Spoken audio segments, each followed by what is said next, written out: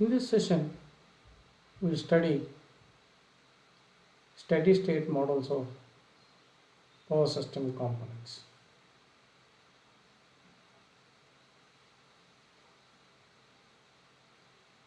We know that mainly we are using the main important components in the power systems are synchronous generator, synchronous motor, transformers, transmission line, and load. Then we try to represent their steady state model in this particular session. First, I will take up the transmission line models. We know that the transmission line is divided into three different categories. That is, one is the short transmission line, the another one is medium transmission line, the third one is long transmission line. When if the transmission line is less than 80 kilometers or 50 miles, that transmission line usually represented by its resistance and the reactance. Then we have got the sending end voltage and the receiving end voltage. Means the short transmission line can be represented by a resistance and the line reactance L. For the medium length lines, that is above 80 kilometers and less than 240 kilometers, then we are introducing the detailed model with introducing shunt capacitance. It should be taken into account and it can be represented on either side of the sending end as well as the receiving end with C by 2, half of the total capacitance. However, in the analysis of the power system, network is complicated. You have to make the analysis simple or calculation simple. Then in the case of our transmission line representation in the power system analysis, it can be represented by a very simple way. That is, either it may be represented by a resistance R, that is the R, and the reactance L, that is represented by as a transmission line. Okay, but still the resistance is very small as compared to its reactance value, that is XL value. Therefore, usually in all power system analysis, the transmission line is represented by simply a reactance having its reactance value XL.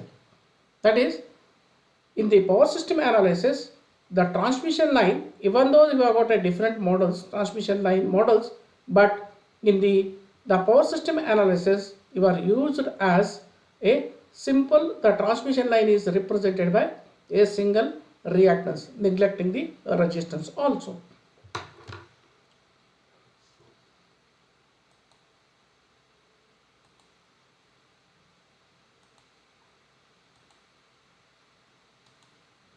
Okay. Next, we'll have a synchronous machine model. We have got two synchronous machines. One has the synchronous generator, the another one is synchronous motor. We already studied in the lower semester level. The synchronous generator or synchronous machine is represented by a source of voltage and its armature resistance and synchronous reactance, which is comprises of the leakage reactance and a fictitious armature reaction reactance of XA. That is, XS is a combination of XL and XA.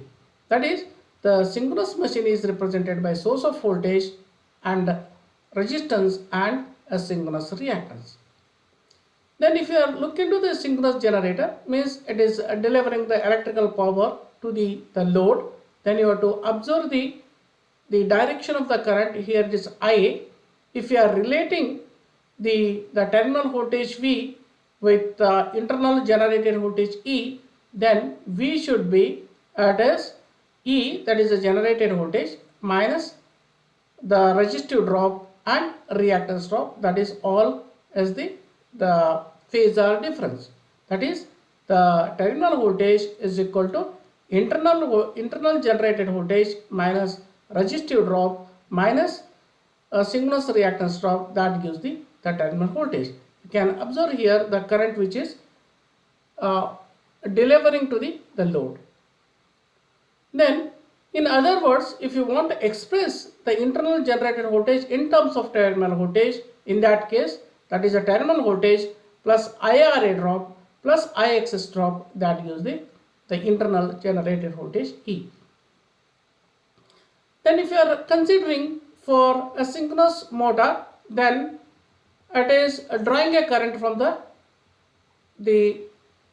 source, that is V, then it is act as a synchronous motor. Means the synchronous motor draws the current from the supply means.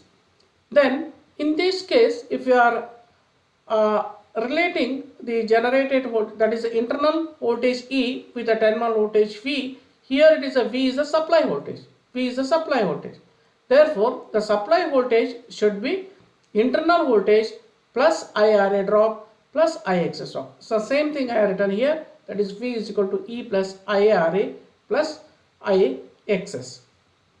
Then if you want to express the internal voltage E, that is, you are giving the nomenclature of all the data whatever you are using. E is the excitation voltage, V is the terminal voltage, I is the armature current per phase, and Ra is armature resistance, and Xs is synchronous reactance per phase.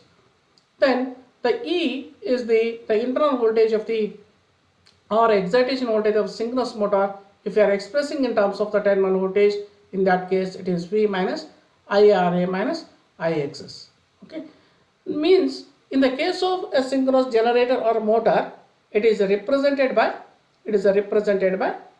its source of voltage, that is the internal voltage or excitation voltage, and it is represented by RA and XS. However, in the case of the synchronous machine also, the RA is very small as compared to the its reactance, synchronous reactance. Therefore, the synchronous machine in the power system analysis is represented by a source of voltage, that is the excitation voltage E, with a reactance XS. The reactance XS.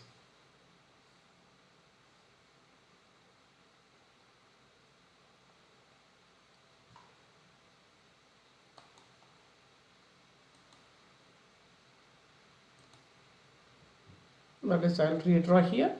That is, it is represented by a reactance and source of voltage E. This is how we are representing the synchronous machine. If the current is in this direction, it is act as a generator. In other words, if the current direction is changing, means it is drawing the current.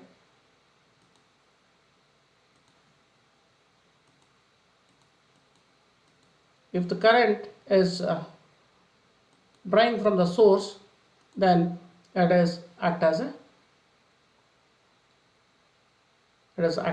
synchronous motor. Means ultimately, that is what I mean is here is, that is, if the synchronous machine is there, in that case it is represented by a source of voltage and its synchronous reactance Xs. That is a representation of synchronous machine in the case of the power system, the analysis.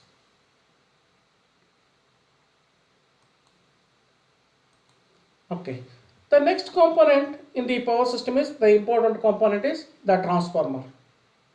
We know that the transformer is in its circuit model is represented by its respective primary resistance and reactance in the primary side, and the secondary resistance and reactance, that is referred to the secondary side. We have got its own resistance and reactance in both primary and secondary. Apart from that, there is the magnetizing component of X0 and the active component which is responsible for the no load losses in the transformer, that is represented by R0. R0. This is a parallel combination unit in the circuit model of the transformer. But if you are drawing the simplified circuit model from this main circuit model, in that case, what I am doing here is I am transferring R2 and X2 to the one side, that is the primary side. Means you can transfer the resistance and reactance to either primary side, or you can transfer R1 and X1 to the secondary side, so that I have to get the total equivalent resistance and reactance in one side only, either primary side or secondary side. In this case, what I am considering here is I am transferring R2 and X2 refer to the primary side. Therefore, this R2 can be transferred to the primary side, that becomes R2 dash, and X2 is transferred to the primary side, that will be X2 dash. Then the rest of the circuit is remains same because it is in the primary side only, that is R1 X1, R0 X0. Okay, then this R2 and X2 is brought to the primary side. This is simplified circuit model of 1, that is the first step of reduction of the transformer model. Further what I am doing here, I am simplifying this particular model by assuming that by transferring this parallel unit at the beginning of the circuit model, it is not making much difference in the calculations, because I0 is very small. I0 is very small. Therefore, this particular parallel branch of R0 and X0 can be brought to the beginning portion of the circuit model. Therefore, the same thing is shown here, that is I am bringing this particular the no load component model at the beginning of the circuit. In that case, what happens? If you are bringing this to the here, then R1 and R2 dash can be added together. That becomes the total equivalent resistance referred to the primary side. In the X1 and X2 dash can be added, then that is equivalent to the total equivalent reactance of the transformer referred to the primary side. The same thing is shown here, that is the parallel unit combination as shown in the beginning of the circuit model, and this is what I am calling as total equivalent resistance referred to the primary side, that is represented by RO1. This is XO1, that is equivalent reactance referred to the primary side. It is X1 plus X2 dash. It is R1 plus R2 dash. That is shown here. That is R1 plus R2 dash. Here it is X1 plus X2 dash. Further assumptions I am making the calculation simple. Then what I am doing here is I am assuming that if we are neglecting this parallel component, it is not making much the series calculations here. It is not making the much difference. At the same time, I0 is also very small. Therefore, this parallel branch circuit of R0 and X0 can be neglected for the analysis purpose to make it very simple. Therefore, the equivalent circuit diagram reduces to having only R0 and X0. R0 and X01, RO1 and XO1, that is equivalent resistance referred to the primary side. XO1 is equivalent reactance referred to the primary side. But once again, in the analysis in the power system, to represent the transformer in the power system, we are considering here the equivalent resistance of the transformer is very small as compared to its equivalent reactance. Therefore, resistance can be neglected. Therefore, simply the transformer is represented in power system analysis with its equivalent reactance only. That is, it is represented by XT. This is how we have to model the synchronous machine, transformer, transmission line that can be modeled and placed in the power system. Okay, first you have to draw the single line diagram, then you have to draw the impedance diagram, neglecting the resistance, then you have to get the reactance diagram. In that case, the transformer is represented by only reactance only. Then the last and the most important component in the power system is the load. Okay, load can be categorized into three different. It is a very simple steady state analysis load, that I have got three types of load to come across. that is lagging power factor load. It is represented by resistance and reactance. Leading power factor load, it is a combination of resistance and capacitance.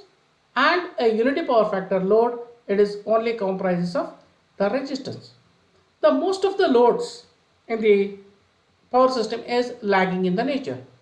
Such type of the loads are represented by its resistance and reactance. Sometimes the synchronous motor with a overexcited is also connected for compensation purpose. In that case, it is the combination of, that is the resistance of the synchronous motor is represented by Ra, and its reactance is represented by a capacitance value. That is, we are studying in the compensation subject. That is, if it is a leading power factor, it is represented by R and the capacitive reactance. If it is a lagging power factor, it is represented by R and XL. If it is a unity power factor, X. Just I am taking a small example how the load resistance and reactance can be calculated from the given numerical. For example, the load is giving 75 MVA at 11 kV at point power factor lag. Then how we are representing this load? The question arises, how we are representing 75 MVA load at 11 kV with 0.8 power factor lag. The calculation is very simple.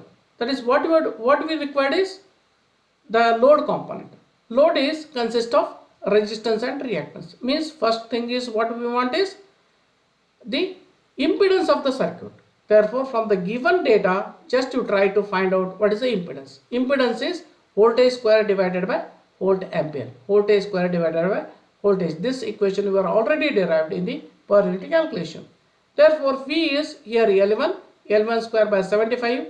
That is what I am getting is 1.613 ohm is the total impedance of this load. Means it is comprises of resistance and reactance. And then we know the standard formula how to calculate the resistance and reactance.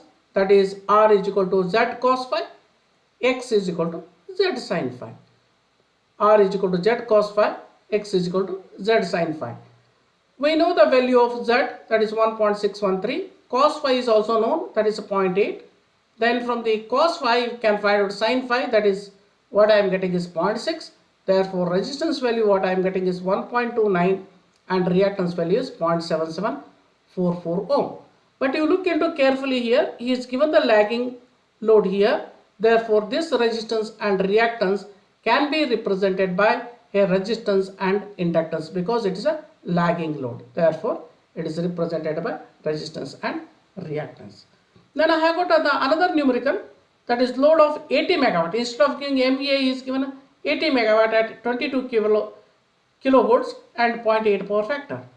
Therefore, my first thing is I want to convert 80 megawatt into MVA by dividing the power factor. How we are getting power P? P is equal to VI cos phi. VI is equal to P divided by cos phi. Therefore, it is megawatt divided by power factor. That what I am getting is MVA. Once we know the MVA, that is S value, then once again you can find out Z. Z what I am getting is 4.84 ohm. Then once again I am using a standard equation for R and X. Then I am getting here value of 3.872 and 2.9. Now here is given 0.8 power factor lead. Now this resistance and reactance is represented by resistance and capacitance. Resistance and capacitance with 3.872 and 2.904. Then the third example what I am taking is load of 75 MVA at 11 kV. It is a power factor what is given is UPF. UPF means unity power factor. Therefore, the reactance component is 0. Therefore, Z is equal to R is equal to V square by S. Then what I am getting is 1.613. It can be represented as a resistive element with 1.613. This is how we have to represent the different power factor loads with resistance, reactance of inductance, resistance, reactance of capacitance, and pure resistance in the case of unity power factor.